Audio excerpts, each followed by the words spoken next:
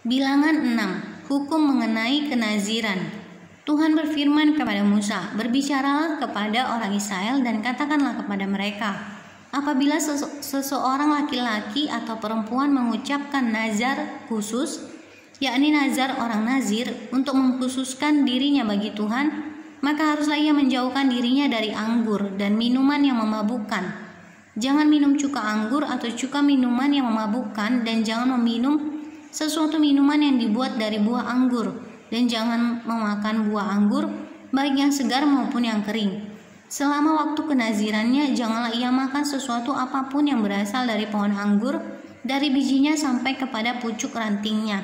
Selama waktu nazarnya, sebagai orang nazir, janganlah pisau cukur lalu di kepalanya, sampai genap waktunya ia mengkhususkan dirinya bagi Tuhan. Haruslah ia tetap kudus dan membiarkan rambutnya tumbuh panjang. Selama waktunya ia mengkhususkan dirinya bagi Tuhan, janganlah ia dekat kepada mayat orang. Bahkan apabila mati ayahnya ataupun ibunya, saudaranya laki-laki ataupun saudaranya perempuan, janganlah ia menajiskan dirinya kepada mereka, sebab tanda kenaziran bagi Allahnya ada di atas kepalanya. Selama waktu kenazirannya, ia kudus bagi Tuhan. Tetapi apabila seseorang mati di dekatnya dengan sangat tiba-tiba sehingga ia menajiskan rambut kenazirannya, maka haruslah ia mencukur rambutnya pada hari pentahirannya, yaitu pada hari yang ke-7 haruslah ia mencukurnya.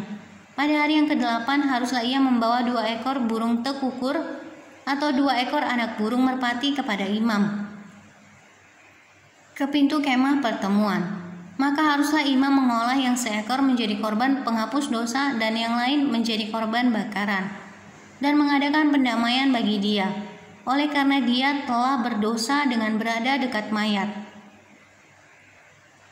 Pada hari itu juga ia harus menguduskan kepalanya dan mengkhususkan waktu kenazirannya bagi Tuhan. Ia harus membawa seekor domba jantan berumur setahun menjadi korban penebus salah. Hari-hari yang sudah lewat dianggap batal, karena rambut kenazirannya telah menjadi najis. Dan inilah hukum tentang seorang nazir.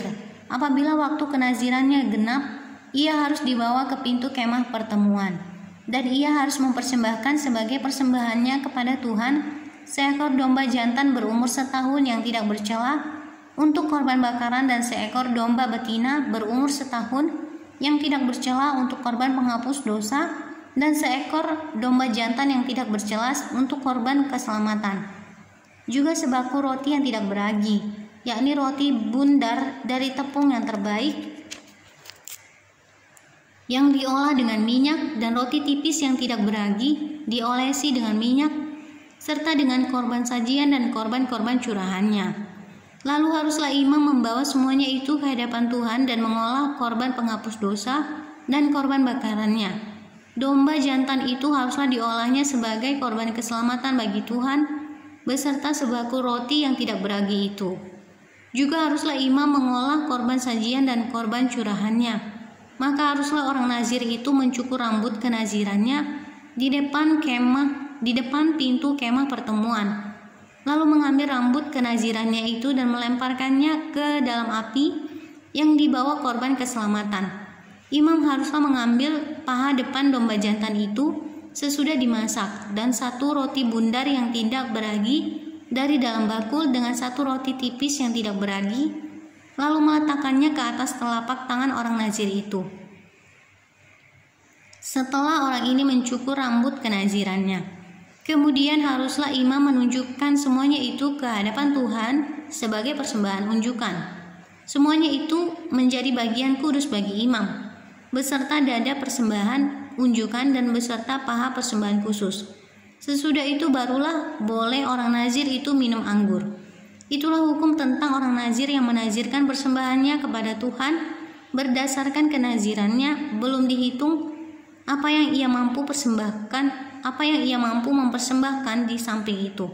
Sesuai dengan bunyi nazir yang diikrarkannya, demikianlah harus dilakukannya berdasarkan hukum tentang kenazirannya.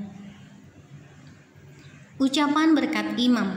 Tuhan berfirman kepada Musa, "Berbicaralah kepada Harun dan anak-anaknya, beginilah harus kamu memberkati orang Israel. Katakanlah kepada mereka, Tuhan memberkati engkau dan melindungi engkau. Tuhan menyinari engkau dengan wajah-Nya dan memberi engkau kasih karunia. Tuhan menghadapkan wajah-Nya kepadamu dan memberi engkau damai sejahtera. Demikianlah harus mereka meletakkan namaku atas orang Israel, maka aku akan memberkati mereka.